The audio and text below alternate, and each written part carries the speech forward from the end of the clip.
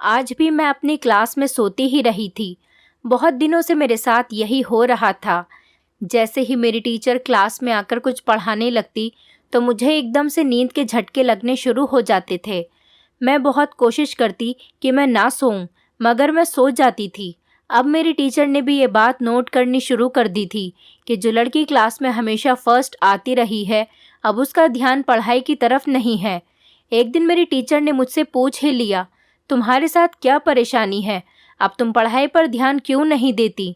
Teacher के सवाल पर मेरी आंखों में आंसू आ गए। मैं बोली, टीचर, मुझे तो खुद नहीं मालूम कि मैं क्लास में क्यों सो जाती हूँ।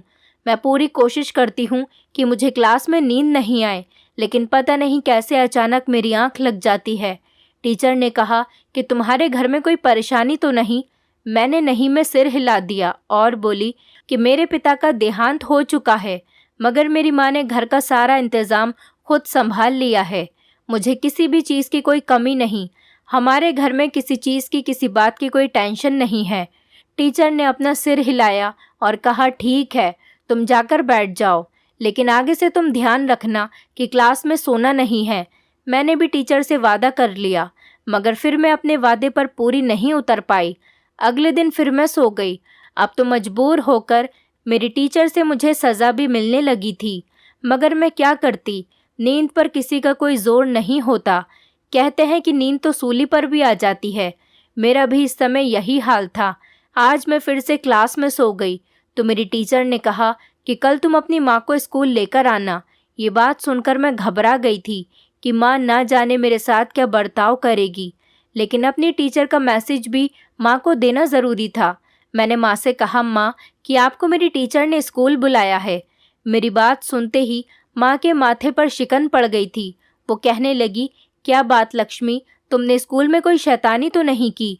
मैंने नहीं में अपना सर हिला दिया। माँ अभी भी मुझे शक की नज़रों से देख रही थी। वो कहने लगी, फिर तुमने ऐसा क्या किया है कि मुझे स्कूल में बुलाने की नौबत आ गई? कुछ तो ज़रूर किया होगा। मैं माँ से कहने लगी कि माँ, मैं कुछ नहीं जानती। टीचर ने आपको क्यों बुलाया है? हालांकि मुझे सब कुछ मालूम था कि टीचर ने माँ को इसीलिए बुलाया है ताकि वो उन्हें बता सके कि मैं स्कूल में सोती रहती हूँ, लेकिन उस समय मैं अपनी माँ के सामने अनजान बन गई थी।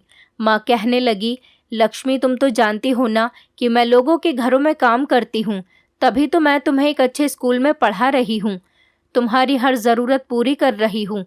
अब अगर मैं अपना काम छोड़कर तुम्हारे स्कूलों के चक्कर लगाने लग जाऊँ तो फिर हम कहाँ से खाएंगे? तुम अपने टीचर से कहना कि मेरी माँ बीमार है, वो स्कूल नहीं आ सकती। आपने जो कुछ भी कहना है वो मुझे ही बता दे। मैं घर जाकर अपनी माँ को सारी बात बता दूंगी और फिर तुम कल आकर मुझे सब कुछ बता देना। मैंने सिर हिला दिया। मुझे खुशी हुई थी कि माँ स्कूल नहीं जा रही। अगले दिन जब टीचर ने मुझसे पूछा कि तुम्हारी माँ स्कूल क्यों नहीं आई, तो मैंने टीचर से कह दिया कि मेरी माँ बीमार है। टीचर ने कहा कि जैसे भी हो तुम अपनी माँ को कल ज़रूर स्कूल लेकर आना। उन्हें कहना कि वो एक बार आकर मुझसे ज़रूर मिल लें, मुझे उनसे कुछ ज़रूरी बात करनी है। आज फिर मैंने घर जाकर माँ को टीचर का मैसेज दे दिया था, मगर मेरी माँ ने फिर से कोई बहाना बना दिया। ये बात होते होते प्रिंसिपल तक पहुँच गई थी। उन्होंने मुझे अपने ऑफिस में बुलाया और कहने लगी, लक्ष्मी, तुम एक बहुत ही ब्राइट स्टूडेंट हो, तुम्हारी तरफ से हमें कोई शिकायत नहीं मिली, तो अब तुम मुझे बताओ कि तुम 8वीं कक्षा में आ गई हो और अच्छी खासी समझदार हो गई हो, तो फिर क्यों तुम्हारी तरफ से शिकायतें आने लगी? जब तुमसे कहा जाता है कि अपनी माँ को स्कूल लेकर आओ तो वो भी तुम नहीं लेकर आती। मुझे बताओ, तुम्हें क्या परेशानी है? मैम, मेरे पिता का देहांत हो चुका है और मेरी माँ लोगों के घरों में जाकर काम करती है ताकि मुझे अच्छे स्कूल में पढ़ा सके और मेरी सारी ज़रूरतें पूरी कर सके। इसलिए वह स्कूल नहीं आ सकती क्योंकि उन्हें काम से छुट्टी नहीं मिलती। अगर वो ऐसे ही मालकिन की इजाज़त के बगैर छुट्टी कर लेंगी तो वो उन्हें काम से निकाल देंगी। मैडम कहने लगी, अच्छा चलो ठीक है, तुम्हारी माँ नहीं आ पाती तो समझो कि मैं ही तुम्हारी माँ हूँ। मुझे बताओ कि क्या तुम्हें कोई परेशानी है? क्या कोई बात है जिसकी वजह से तुम ठीक से नहीं सो पाती? पूरी क्लास में तुम्हारा ध्यान कहाँ पर होता है? मैं बोली, मैडम, पता नहीं क्या बात है, मुझे आजकल नींद बहुत आती है, जबकि मैं खुद पूरी कोशिश करती हूँ कि मैं जागती रहूँ। मैडम ने सिर हिला दिया और फिर कहने लगी, अच्छा मुझे ये बताओ, तुम घर जाकर क्या क्या करती हो? मैं बोली कि मैं घर जाकर 2 घंटे आराम करती हूँ। उसके बाद मेरी माँ घरों के काम करके वापस आ जाती है और वो मुझे नींद से जगाकर ट्यूशन पढ़ने के लिए भेज देती है। उसके बाद मैं घर आकर टीवी वगैरह देखती रहती हूँ और फिर 9 बजे ही सो जाती हूँ। मैडम ने सिर हिला दिया और कहने लगी, अच्छा रात में कितनी बार उठती हो? तब मेरे दिमाग में एकदम से एक बात आई और मैं बोली, मैडम मेरी माँ मुझे रात में उठाकर जूस लाने को कहती है। मैडम ने हैरत से मेरी तरफ देखा। मैं भी बहुत ज़्यादा परेशान हो गई थी। मैडम ने कहा कि आपकी माँ को इस टाइम जूस की क्या ज़रूरत पड़ जाती है?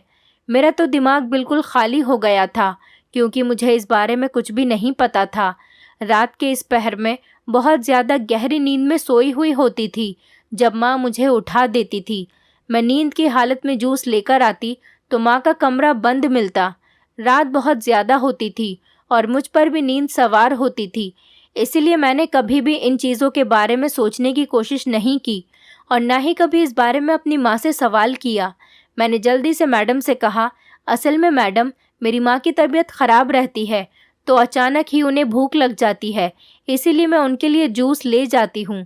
मैडम ने कहा कि इन चीज़ों का कोई बदल तो होगा, बिस्किट वगैरह खा लिया करें, इतनी रात में आपको ना जगाया करें। मैंने जल्दी से कहा कि मैडम मैं इस बात का हल ज़रूर निकाल लूँगी, आप बेफिक्र रहें। मैंने मैडम से वादा किया और अपनी क्लास में आ गई थी। अब मेरी नींद पूरे तरीके से उड़ चुकी थी। मेरा दिमाग माँ की तरफ लग चुका था कि वो मुझसे रात में जूस क्यों मांगती हैं। ये सवाल मुझे परेशान कर रहा था। जब मैं घर गई तो माँ अपनी ही सोचों में गुम बैठी थी। उन्होंने मुझसे ये भी नहीं पूछा कि आज मैं स्कूल नहीं आई तो तुम्हारी टीचर ने तुमसे कुछ कहा तो नहीं। मैं खुद ही माँ के पास जाकर बैठ गई और बोली, माँ आज भी मेरी टीचर मुझसे पूछ रही थी, तुम हर रोज़ क्लास में क्यों सो जाती हो? क्या रात में तुम्हारी नींद पूरी नहीं होती? माँ ने मेरी तरफ सवालिया नज़रों से देखा। तब मैं बोली, मैंने टीचर से कहा कि नहीं, मेरी नींद पूरी नहीं होती। माँ ने मुझे खा जाने वाली नज़रों से देखा, जैसे मैंने कोई अजीब सी बात कर दी हो। माँ कहने लगी, क्यों, तुम्हारी नींद पूरी क्यों नहीं होती? मैं बोली, माँ आप हर रात मुझसे जूस मंगवाने भेज देती हैं तो मैं जाग जाती हूँ, इस वजह से मेरी नींद खराब हो जाती है। ये बात सुनकर माँ मुझे घूरने लगी थी। कहने लगी, अगर इतना सा काम तुम्हें बोझ लगता है तो मत किया करो। 1 गिलास जूस फ्रिज से निकाल कर लाना होता है, इसका तुमने इतना बड़ा बहाना तलाश कर लिया। मैं परेशान हो गई थी, माँ की तरफ देखती रही। माँ कहने लगी कि तुम फिक्र मत करो, मैं तुम्हें इस स्कूल से निकाल कर दूसरे स्कूल में एडमिशन करवा दूंगी। मैंने तो ये भी सोच लिया है कि मैं ये मोहल्ला ही छोड़ दूंगी, नए मोहल्ले में घर लूँगी, तुम्हें इससे भी अच्छे स्कूल में पढ़ाऊंगी। तब मैंने हैरत से माँ की तरफ देखा और उनसे कहने लगी कि माँ हमारा तो खर्चा ही मुश्किल से पूरा होता है, इन हालात में आप नया घर कहाँ से लेंगी? माँ कहने लगी, ये तुम्हारा सरदर्द नहीं है, मुझे मालूम है मुझे क्या करना है और कैसे करना है। इतना कहकर माँ उठकर किचन में चली गई और मेरे दिमाग में ख्याल आया कि जब मेरे पिता जिंदा थे तब भी माँ पिताजी से अक्सर यही ज़िद करती थी कि मैं इस मोहल्ले में नहीं रहना चाहती, तुम मुझे किसी दूसरे मोहल्ले में लेकर चलो। मगर पिताजी हमेशा यही कहते थे कि मेरी तनख्वाह इतनी नहीं है कि मैं तुम्हारे लिए नया घर ले सकूं। मेरे पिता एक बैंक में जॉब किया करते थे, अच्छा खासा पैसा कमा रहे थे, उसके बाद भी वो एक नया घर अफोर्ड नहीं कर सकते थे। मेरी माँ तो लोगों के घरों में काम करती थी, फिर वो कैसे एक नया घर लेने की बात कर रही थी? ये बातें मेरे लिए बहुत अजीब सी थी। मेरा दिमाग बहुत तेज़ काम करने लगा था, जैसे मैं एक ही पल में बड़ी सी हो गई थी। अब मैं हर चीज़ को बहुत गौर से देखने लगी थी, हर बात को समझने की कोशिश करने लगी थी। आज रात भी माँ ने मुझे नींद से उठा दिया। मैंने पूरी कोशिश की थी कि मैं आज जल्दी से जल्दी जूस लेकर वापस कमरे में जाऊं ताकि मुझे बाहर न सोना पड़े, मगर मेरी किस्मत ही ख़राब थी। जब मैं वापस लौटी तो माँ कमरे को अंदर से कुंडी लगा चुकी थी। जब सुबह हुई तो मैंने माँ से कहा कि माँ आपने मुझसे जो रात में जूस मंगवाया था वो आपने कब पिया? माँ मुझे गुस्से वाली नज़रों से देखकर बोली कि तुम आजकल सवाल जवाब बहुत करने लगी हो। मैं बोली, नहीं माँ, मैं तो ऐसे ही पूछ रही थी क्योंकि जब मैं जूस लेकर आई तो आपने कमरे को अंदर से कुंडी लगाई हुई थी और मैं इंतज़ार करते करते बाहर दरवाजे पर ही सो गई। कहीं आपका जूस बिल्ली तो नहीं पी गई ना, इसलिए पूछ रही हूँ। माँ हंसने लगी और कहने लगी, अरे पागल, मैंने वो कुंडी इसीलिए लगाई थी कि मैं अपने कपड़े बदल रही थी। तुम आकर एकदम दरवाज़ा न खोलो। मुझे बहुत गर्मी लग रही थी तो मैंने कपड़े बदल लिए। कपड़े बदलकर जब मैंने दरवाज़ा खोला तो तुम दरवाजे पर ही सोई हुई थी। मैंने तुम्हें उठाकर बेड पर लिटा दिया और खुद जूस पी लिया। तुम्हें पता है ना, रात में मेरी तबीयत ख़राब हो जाती है तो मुझे जूस पीने की ज़रूरत पड़ती है और गर्मी भी लगने लगती है। हमारे पास अभी एसी नहीं है, लेकिन तुम फिक्र मत करो, मैं बहुत जल्दी एसी भी लगवा लूँगी। अचानक से मेरी माँ बहुत बड़ी बड़ी बातें करने लगी थी। उनकी बातें सुनकर मैं चुप हो जाती। हालांकि हमारे पास इतने पैसे नहीं थे, फिर भी माँ न जाने क्यों ऐसी बातें करती थी कि मुझे एसी लेना है, नया घर लेना है, मुझे ये चीज़ लेनी है, मुझे वो चीज़ लेनी है। अगले दिन जब मैं स्कूल से घर वापस आई तो माँ मुझे परेशान देखकर पूछने लगी, क्या हुआ आखिर, तुम क्यों परेशान हो? मैं कहने लगी, माँ मेरी क्लास के काम के लिए लैपटॉप की ज़रूरत है।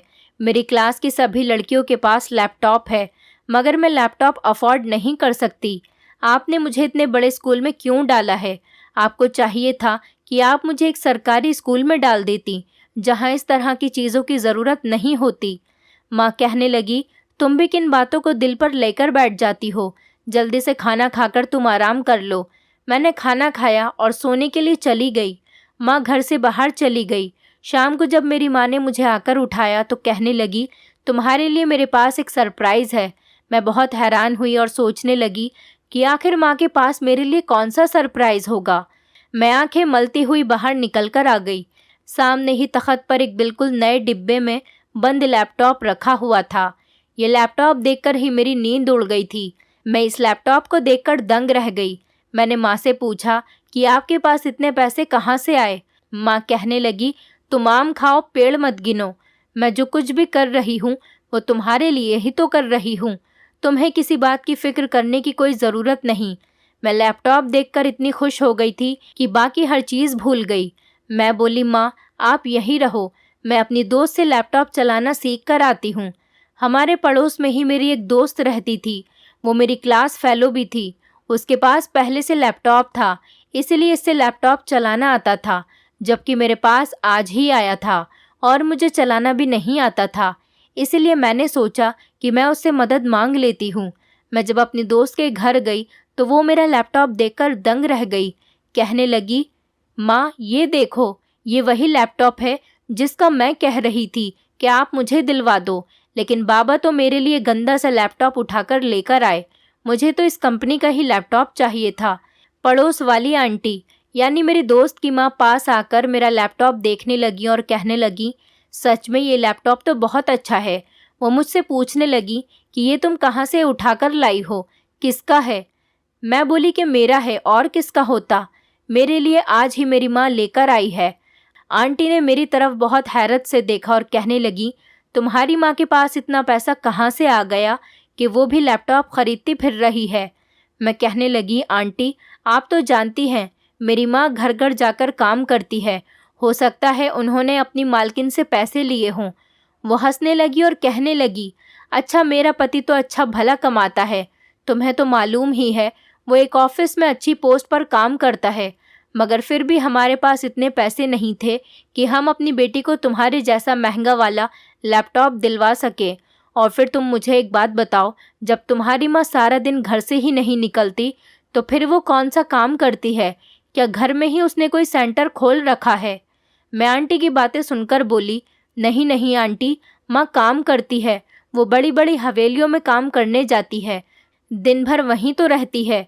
वो कहने लगी, ये झूठ तुम कहीं और जाकर बोलना, हम मोहल्ले वाले सुबह से तुम्हारी माँ को देखते हैं, वो अपने घर में ही रहती है और फिर रात को एक बड़ी सी काली गाड़ी आकर तुम्हारे घर के पास रुक जाती है।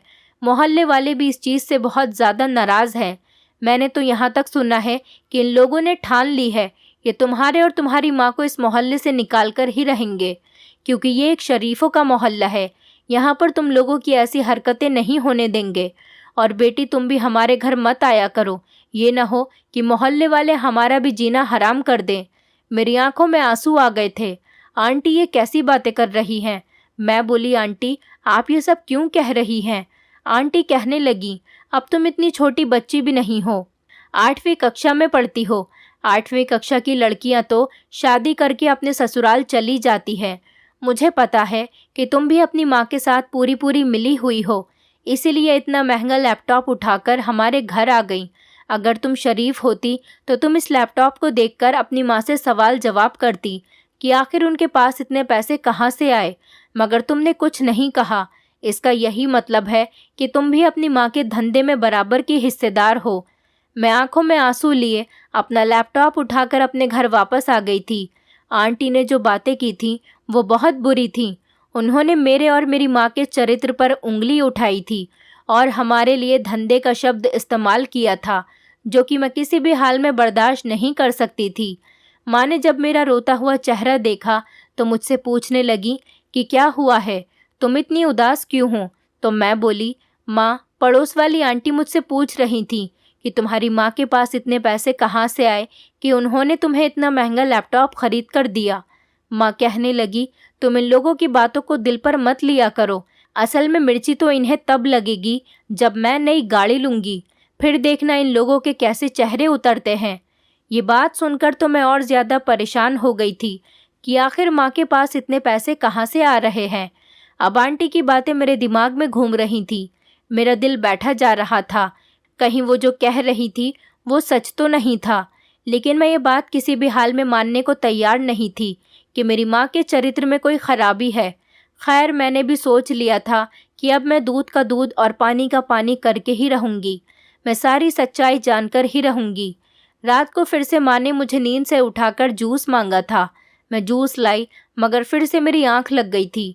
आज जो राज मैं मालूम करना चाहती थी वो मैं पता नहीं कर सकी, लेकिन मैं हर हाल में सच जानना चाहती थी। इसीलिए मैंने बहाना बनाया कि माँ आज मेरी तबीयत ख़राब है, मैं स्कूल नहीं जाना चाहती। मैंने ये बहाना इसीलिए बनाया था क्योंकि मैं देखना चाहती थी कि मेरी माँ हवेलियों में काम करने जाती भी है या नहीं। माँ ने जब मेरी बात सुनी तो वो घबरा गई और कहने लगी, तुम दवाई खा लो और स्कूल चली जाओ, तुम्हारी पढ़ाई का हर्ज नहीं होना चाहिए। मैं बोली, माँ आज मुझ में बिल्कुल भी हिम्मत नहीं है, इसलिए मैं नहीं जाऊंगी। माँ कहने लगी कि ठीक है, अगर आज तुम्हारी तबीयत ख़राब है तो आज मैं भी काम पर से छुट्टी कर लेती हूँ। अब मैं अपनी बीमार बेटी को छोड़कर काम पर तो नहीं जा सकती ना। मैंने माँ से कहा कि माँ आप मेरी फ़िक्र न करें, आप आराम से काम पर जाइए, मैं अपना ख्याल खुद रख सकती हूँ, अब मैं बड़ी हो चुकी हूँ। माँ कहने लगी, नहीं नहीं ऐसा तो नामुमकिन है, तुम बीमार हो और मैं काम करती फिरूं, तुम्हें इस हालत में छोड़कर जाऊंगी तो मुझे एक पल के लिए भी सुकून नहीं आएगा। तुम तो जानती हो कि तुम्हारे पिता के जाने के बाद तुम ही मेरा सहारा हो।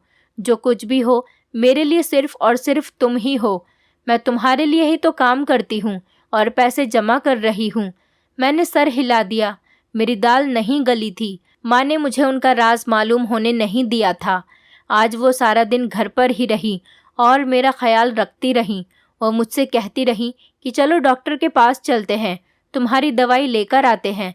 लेकिन मैंने जाने से मना कर दिया और मैं बोली, मैं ऐसे ही ठीक हो जाऊंगी। अब बस मुझे रात का बेसब्री से इंतज़ार था, क्योंकि रात को जिस समय माँ मुझे जूस लेने भेजती तभी मैं सारा राज मालूम कर सकती थी। रात को मैं गहरी नींद में सोई हुई थी जब माँ ने मुझे उठाया और कहने लगी, मेरे लिए फ्रिज से जूस लेकर आ जाओ। मैं बोली, ठीक है माँ, मैं लेकर आती हूँ। मैं इतना कहकर कमरे के दरवाजे से निकल गई थी। उसी समय माँ बाथरूम में चली गई थी और मैं जल्दी से दोबारा से कमरे में जाकर छुपकर बैठ गई। माँ को नहीं पता था कि मैं उन्हें चकमा देकर वापस कमरे में आ गई हूँ। माँ जब बाथरूम से बाहर निकली तो जल्दी से कमरे के दरवाजे को कुंडी लगा दी थी और फिर उन्होंने जो किया उसे देखकर मेरे पैरों तले से ज़मीन निकल गई थी। माँ ने कमरे की खिड़की को खोल दिया था और किसी को इशारा करके कमरे में बुलाने लगी थी। ये बात मेरे बर्दाश्त से बाहर थी। इससे पहले कि मैं उनसे कुछ कहती तभी कमरे में एक आदमी आ गया। उसने खुद को सर से पैर तक काली चादर में छुपाया हुआ था। माँ उसको देखकर कहने लगी कि अच्छा हुआ तुम आ गए, मैं बड़ी देर से तुम्हारे आने का इंतज़ार कर रही थी। मैंने लक्ष्मी को भी कमरे से बाहर भेज दिया है। अब तुम्हारे जाने के बाद ही उसे कमरे में उठाकर लाऊंगी। मुझे कुछ पैसों की ज़रूरत है, तो मुझे पैसे दे दो। मैं अपनी बेटी लक्ष्मी के लिए नए कपड़े खरीदना चाहती हूँ। उसने बहुत से दिन गरीबी में गुजारे हैं। अब मैं उसे हर तरह की खुशियाँ देना चाहती हूँ। अभी तक उस आदमी ने अपने सर से चादर नहीं उतारी थी। मैं एकदम से खड़ी हो गई और बोली, माँ, आप ये सब क्या कर रही हैं? आप मेरे बाप के साथ धोखेबाजी कर रही हैं। माँ, मैं भूखी भी मर जाती तो आपसे कभी शिकायत नहीं करती। मुझे नए कपड़ों, जूतों और पैसों की ज़रूरत नहीं, मुझे आपकी हया की ज़रूरत है। मुझे उम्मीद नहीं थी कि आप ये सब कुछ करेंगी। आपने ये सब कुछ क्यों किया? आपने एक गैर मर्द को हमारे घर में बुला लिया। इसका मतलब जो लोग मोहल्ले में बातें कर रहे थे, क्या वो सब कुछ ठीक थी? कल भी मुझे आंटी ने कहा था कि रात के समय तुम्हारे घर के पास एक काली गाड़ी आकर रुकती है और उसमें से कोई आदमी निकलकर तुम लोगों के घर जाता है। मोहल्ले के सभी लोग हमारे खिलाफ हो गए हैं। वो हमें इस मोहल्ले से निकाल देना चाहते हैं। आपने ये सब कुछ क्यों किया? मैं तो किसी से नज़र मिलाने के भी काबिल नहीं रही। अब हमें इस मोहल्ले से निकाल दिया जाएगा। क्या आपके पास कोई दूसरा ठिकाना है? बताइए मुझे, हम कहाँ जाएंगे? उसी समय इस आदमी ने अपने सर से चादर उतार दी थी। इस आदमी को देखकर तो मेरी आंखें फटी की फटी रह गई थी। वो कोई और नहीं बल्कि मेरा सगा बाप था, जिसका देहांत हो चुका था, जिसकी अर्थी मैंने खुद देखी थी। मैं बोली, पिताजी, आप यहाँ कैसे? पिताजी कहने लगे, बेटी, तुम्हारा बाप अभी मरा नहीं है, वो जिंदा है। लेकिन तुम यही समझो कि मैं जिंदा होकर भी मुर्दा हूँ। मैं अपनी मर्जी से कहीं आ जा नहीं सकता। मैंने खुद को एक घर में बंद करके रखा है। रात के समय इसीलिए निकलता हूँ कि कोई मुझे देख न ले। और फिर मैंने तुमसे भी अपने ज़िंदा होने की खबर इसीलिए छुपाए रखी। तुम अभी नासमझ नादान हो। कहीं तुम ये बात किसी और को ना बता दो। अगर तुम ये बात किसी और को बता देती कि तुम्हारा पिता जिंदा है, तो हम तीनों जेल की सलाखों के पीछे होते। बस इसी वजह से मैं तुमसे लाख चाहने के बाद भी नहीं मिल सका। मेरी आंखों में आंसू आने लगे थे। मुझे अपने पिता से नफरत सी होने लगी थी। मैं बोली, पिताजी, आपको शर्म आनी चाहिए। एक बेटी के सर पर उसके पिता का साया कितना ज़रूरी होता है, क्या आप भूल गए हैं? मैं हर समय आपके लिए रोती रहती थी और आपको याद करती थी। मैं आपको भुला ही नहीं पा रही थी और आपने अपने आप को मुझसे ही छुपाए रखा। आपके ऐसा करने के पीछे क्या वजह है? आप मुझे सारी बात बताएं। पिताजी की भी आंखों में आंसू आ गए थे। वो कहने लगे, मेरी और तुम्हारी माँ की शुरू से ही यही तमन्ना थी कि हम अपने बच्चे को पढ़ाते लिखाते, उसकी हर ज़रूरत को पूरी करते, बल्कि उसके कदमों में फूलों के ढेर लगा देते। मैं एक बैंक में जॉब करता था। मेरी आमदनी इतनी नहीं थी कि मैं तुम लोगों के लिए एक बड़ा सा घर अफोर्ड कर सकता, गाड़ी ले सकता या तुम्हें महंगे स्कूल में पढ़ा सकता। फिर मेरी ये तमन्ना थी कि मैं तुम्हें डॉक्टर बनाता। डॉक्टर बनाने के लिए भी मेरे पास पैसे नहीं थे और मुझे उम्मीद थी कि मैं आगे भी इतने पैसे इकट्ठे नहीं कर पाऊंगा। उन्हीं दिनों में मेरे बैंक में एक नया रूल आया था। पति पत्नी के इंश्योरेंस करवाई जाती थी और पति पत्नी में से जो कोई भी इंश्योरेंस की पूरी किश्तें जमा कराने से पहले देहांत कर जाता तो उसके दूसरे पार्टनर को इंश्योरेंस के पूरे पैसे मिल जाते। मैंने सबसे बड़ी इंश्योरेंस करवाई थी, जो कि 10 लाख रुपए की थी। मैंने 4 किश्तें भी जमा करवा दी थी। फिर मैंने और तुम्हारी माँ ने आपस के मशवरे से अपनी झूठी मौत का नाटक रचाया था। मैं जानता हूँ कि ये गलत है। मैंने जो कुछ भी किया वो भी ठीक नहीं था, मगर मैं क्या करता। हालात ही इस तरह के थे कि हमारा गुजारा कम पैसों में नहीं हो रहा था और ज़्यादा मैं कमा नहीं सकता था। धोखाधड़ी के अलावा मुझे और कोई रास्ता नहीं दिखा। मैंने खुफिया कंपनी के साथ कांटेक्ट किया था, जो हर तरह के फ्रॉड में मशहूर थी। मैंने उनसे कहा कि मैं अपनी मौत का झूठा नाटक करना चाहता हूँ, तो उन्होंने ये काम करने में मेरा पूरा पूरा साथ दिया। उन्होंने ही मेरी मौत का सारा सीन क्रिएट किया और फिर सबसे छुपकर मेरी अर्थी को बदल दिया था। मैंने इन लोगों को इस काम के लिए पैसे दिए थे। उसके बाद मेरी मौत की वजह से ही तुम्हारी माँ को हम दोनों के इंश्योरेंस के 10 लाख रुपए मिल चुके और वो पैसे मेरे पास रखे हुए हैं। उन्हीं पैसों से हम दोनों तुम्हारी ज़रूरत पूरी कर रहे हैं। मैंने अपने पिता से कहा कि पिताजी, ये सब बहुत गलत किया, आपको ऐसा नहीं करना चाहिए था। मेरे पिता की आंखों में आंसू थे। वो कहने लगे, लक्ष्मी, ये सब करके मैं कौन सा सुकून में हूँ। मैंने तो बस तुम्हारे लिए ही किया जो भी किया। मुझे इस समय अपने माँ और पिता के चेहरे पर बहुत बेबसी नजर आ रही थी। मेरी आंखों से भी आंसू बहने लगे।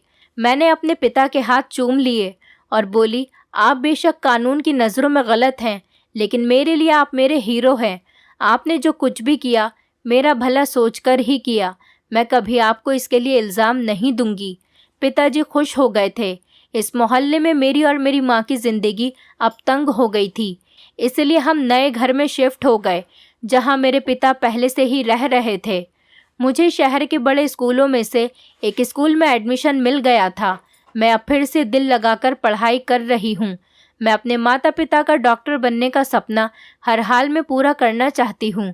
मैं और मेरी माँ तो एक नॉर्मल ज़िंदगी गुजार रहे हैं, लेकिन इन सब के लिए मेरे पिता ने बहुत बड़ी कुर्बानी दी। वो हर समय अपने आप को छुपा कर रखते। वो कहीं भी नहीं आ जा सकते थे। उनके पकड़े जाने का बहुत ख़तरा था। मैंने बहुत कोशिश की थी कि मैं अपने पिता का वीज़ा लगवाकर हम पूरी फैमिली विदेश में शिफ्ट हो जाएं, मगर ऐसा भी मुमकिन नहीं था, क्योंकि उसके लिए भी बहुत सारे पेपर्स की ज़रूरत पड़ती। मुझे पता है कि मेरे पिता ने जो कुछ भी किया वो गलत किया। मेरे पिता कानून की नज़रों से तो बच गए, मगर वो घर में कैदी बनकर रह गए, यानी वो अपने किए की सज़ा काट रहे हैं। इसलिए मेरा आप सब लोगों से यही मशवरा है कि कभी भी इस तरह का कोई काम ना करें, क्योंकि फिर ज़िंदगी मौत से भी बदतर होकर रह जाती है।